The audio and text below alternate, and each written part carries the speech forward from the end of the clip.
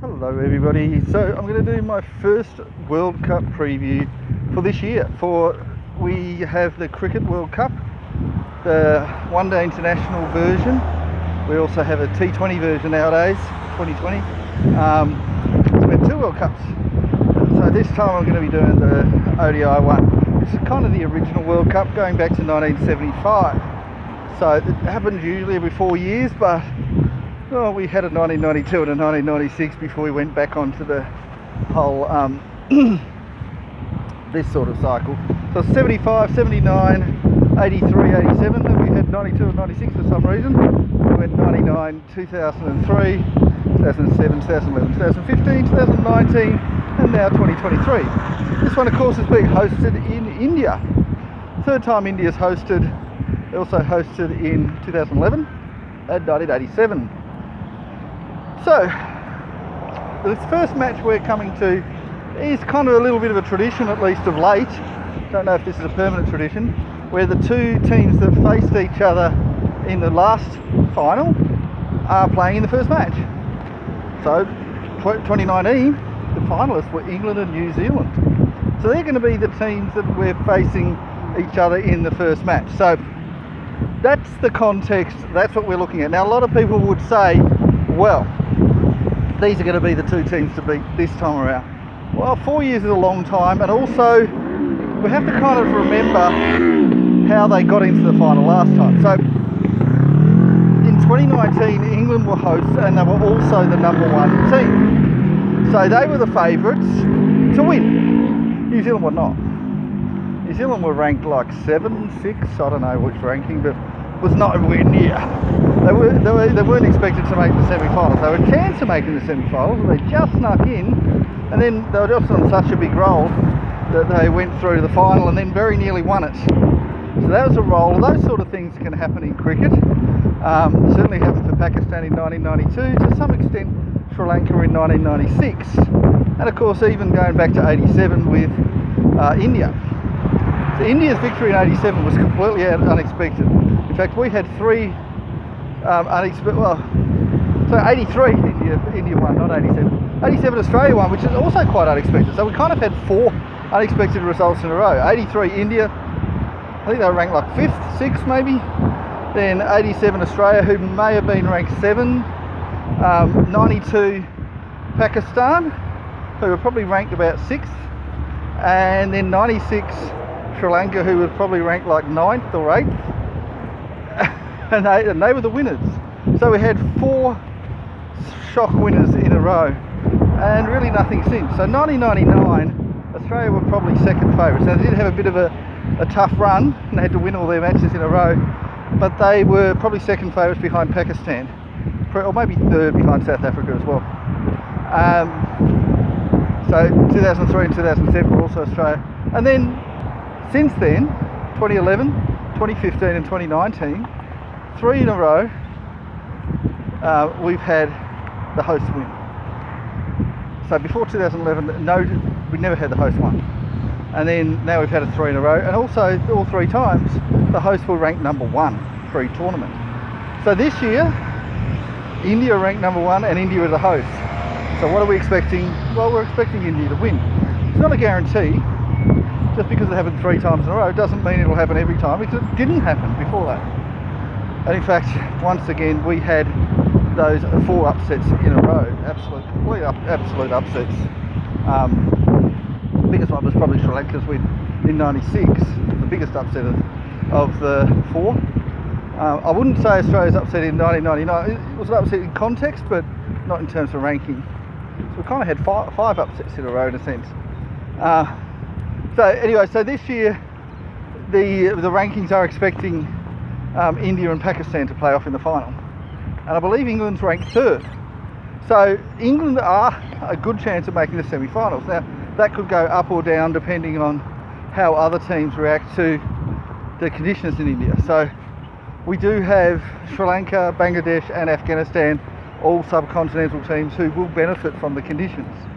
But really only Sri Lanka out of those 3 are any chance of making the semis. And they're quite a long way off making the semis without that benefit. So if Sri Lanka do make the semis, that's the top 4, They're only just getting there. And they're probably more likely not to make it. They might, but they might not. And I don't expect Afghanistan or Bangladesh to get close. They're a long way off making it. And yeah, it'd be very surprising. So England should still be able to make it, even if Sri Lanka do sneak into that 4th spot. But they are a chance of missing. Things go wrong for England, they are a chance of missing the semis. So, because we do have teams like Australia and New Zealand who could overtake them. And I've also got South Africa, although they're so woefully out of form that you really don't expect them to make it or get close, even if things do go right. But you never know. So essentially this match is in many ways a battle for that 4th spot in the semi-final. So if New Zealand lose this, it's going to be really hard for them to make the semi-finals. In fact, if New Zealand win this, it's still going to be pretty hard, but they've got a chance.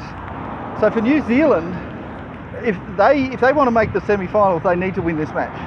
Realistically, anything short of a victory in this match probably means that they're going to be knocked out. And it's also quite important because if New Zealand can win this match, then they're kind of indicating that perhaps they're not really the 6th or 7th best team. Perhaps they're a bit better than that. And perhaps they don't need that run on, because they're certainly not in a run on at the moment. So if they can win this, then they'll believe in themselves that they could at least challenge India, Pakistan and Australia as well. And realistically, they could lose all those 3 matches and still probably qualify for the semi-finals. And they would back themselves to beat Sri Lanka. So this win is probably for New Zealand the difference between a semi-finalist or not a semi-finalist. Now for England, if they were to win, well, they probably will back themselves as well.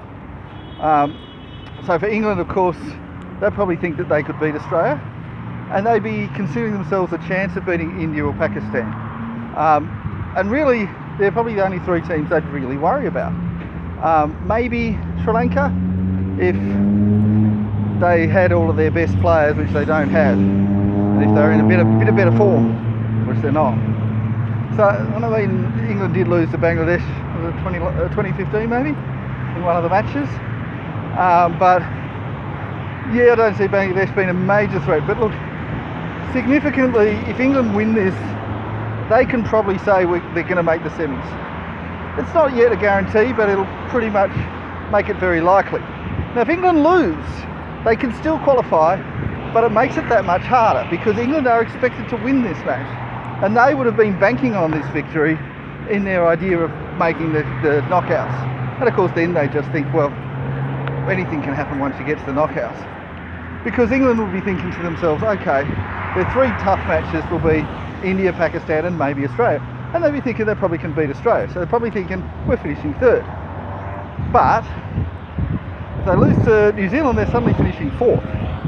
And then they're going to have to beat at least one of India or Pakistan and make sure they don't also slip up against Australia, because they would know that Australia is quite a lot stronger than New Zealand.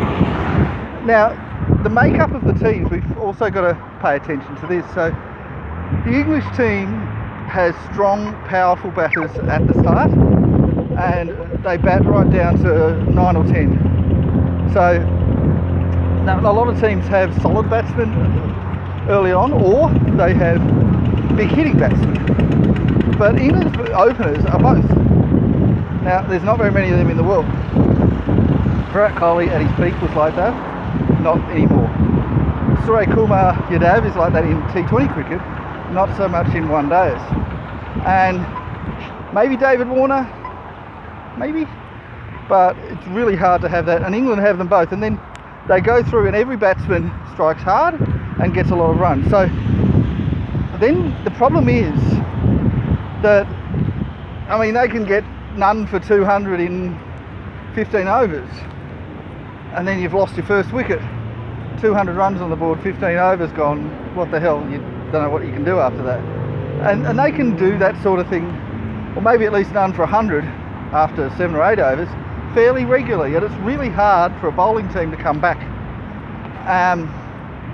Now occasionally, yeah, they'll lose that early wicket, but then their number 3 is still pretty good, their number 4 is still pretty good. They have to have a lot of things go wrong, because even if they're 5 or 6 down for not very much, they've still got a lot of batting.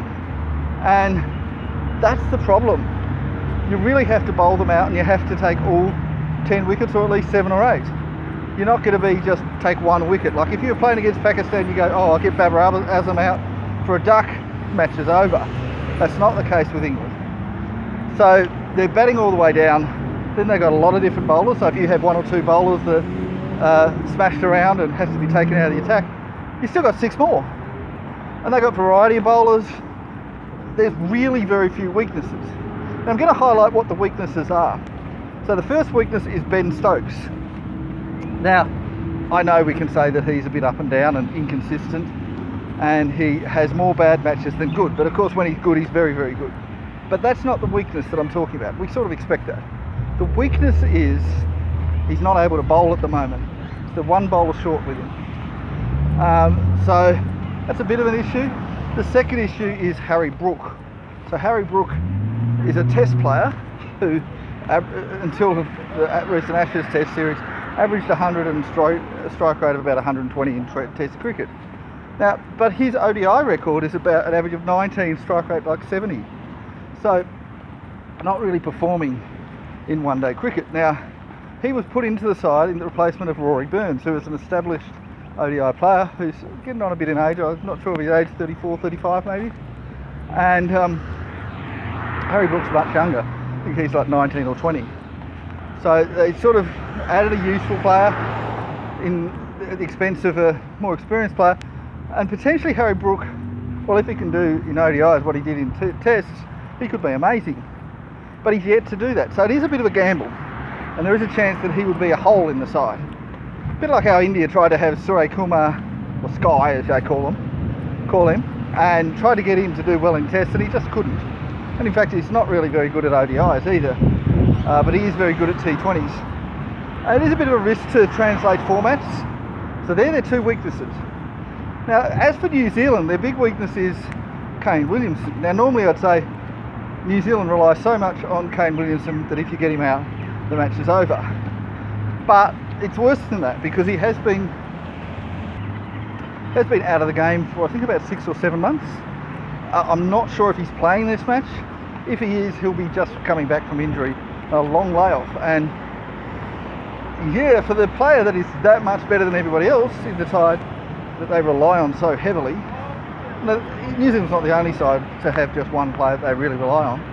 Talk about Bangladesh with Shakib Al Hasan, even Pakistan with Babar Azam. I mean, certainly in batting strengths, he's their only good batsman, or the only really much better batsman than the others. So they're not the only side to have that, but it is one of the sides, and it is a very big difference. So after him, their next best player is probably Tim Southee. Now, Tim Southee is, I believe, 38 years old.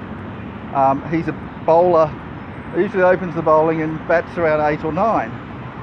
He can smash it a fair bit, but he's not really a proper batsman. I think he averages around 15, but he can strike at about 70 or 80 or maybe 90. And he can hit 6s. And that's all great. Great player, still going strong, but he's getting a bit old. So we saw when the Ashes was on, the recent Ashes, and Jimmy Anderson, who's 41, granted 3 years older, as soon as something went wrong with him, it went really wrong. Now I know then they have Trent Boult, and they have a few batsmen who can do well on their day. Trent Boult had a great 2019 World Cup, but I'm not sure that he's really at that form at the moment. They have batsmen who on their day can be good, and usually are not. So New Zealand are very much a form team. In other words, what I mean by that, I'm not meaning they're currently in form, but I'm meaning that when they get on a roll, they can be much better than they are when they're not on a roll. So if anyone paid attention to Ben Stokes, he sort of can elevate himself to do much better than he normally does. Normally he's awful, but I saw in the Ashes a couple of tests, he just did amazing things that nobody else can do. Now New Zealand as a team can do amazing things that they shouldn't be able to do, that no other team can do, where they play much better than they should be playing, and their talent suggests that they should be playing. And we saw that in the 2019 World Cup. They made it all the way to the final, should have won if not for an umpiring error, and had a tie after a Super Oval. And it would have been a 1-run win for New Zealand if not for an umpiring error, which is pretty devastating for them. But that's the sort of thing they can do. But the problem is New Zealand's not in that form. That's not the expectation. That's not where we're coming from. So now, as for a prediction, I would think on average England would win pretty easily most of the time. Now, by pretty easily, I'm going to quantify that. I'm going to say I would normally predict about a 60-run win for England. Or if England are batting second, I'd expect them to win with about 5 or 6 overs to spare, and probably about 5 wickets down. So I say 5 wickets down because knowing England, when they're getting closer, they'll start throwing the bat and might lose a few wickets, because they don't care, because they bat down to number 9 and 10. So as long as they're not all out there, they don't mind. And that will, of course, will be the chance for New Zealand if they do that. So I think that it'll be a pretty big victory for England. Now, of course, then we have the variance, and we say, look, if everything goes right for New Zealand or everything goes wrong for England, I'd say that the margin will reduce down to about 15 or 20 runs, or England getting home with about 2 or 3 overs to spare. Now, of course, if everything goes wrong for New Zealand, that's not going to be very good to watch. So I'm then expecting about a 100-run victory for England, or if England bat second, probably closer to 10 overs. Now that's, if it goes wrong the other way. Now, again, if things go absolutely amazing, everything you could possibly dream of happening right, New Zealand could win. Wow, just like they did, well, they came to a tie in the 2019 Grand Final. Now, I have to say that I think that England are pretty much the same as they were then, and this is in India, so that will hurt them a bit, but New Zealand's quite a lot worse, and that's not counting the form. So, and New Zealand don't tend to play as well in India as England do, so the margin should be bigger, and the margin should have been pretty big in that final. So if things go really well for England, you could think a 200-run win, 250 even, and if they're batting last, it could be all over in 10-15 overs. They could bowl New Zealand out for, let's say, 150 and get them in 10 or 15 overs, maybe 1 wicket down. It'd be absolutely demoralising. So, and this won't be one of these ones where, the margin looks big but it's actually close. No, it'll be very one-sided. Now, I'm not expecting that to happen, because that's if things go right for England and badly for New Zealand. But you can sort of see the difference. Is what I'm saying is, if everything goes right for New Zealand, they're just barely winning. Everything goes right for England, they're absolutely monstering it. So that sort of should tell you, at least my view, of the range of things. Now, of course, it is theoretically possible for New Zealand to win easily. I don't see that happening, but I suppose there's probably some hypothetical chance for that to happen. I mean, they're both facing the same 50 overs, both got 11 players, all that, but just doesn't seem possible. I mean, upsets can happen, but I think in a World Cup match, and they both know what's on the line, because this is essentially a battle for a semi-final spot. And I know they haven't played any other matches, but that is essentially what it is. The winner would be a good chance of making the semi-final, and the loser, it'll struggle. For New Zealand, if they lose, they're probably out of it. For England, if they win, they're probably in it. But if New Zealand win, they still might miss out, but they have a hope. If New Zealand lose, they're pretty much out of it. For England, if they win, they're pretty much guaranteed a spot. If they lose, they can still make it, but it'll be tough. Anyway, that's it from me. Bye-bye now.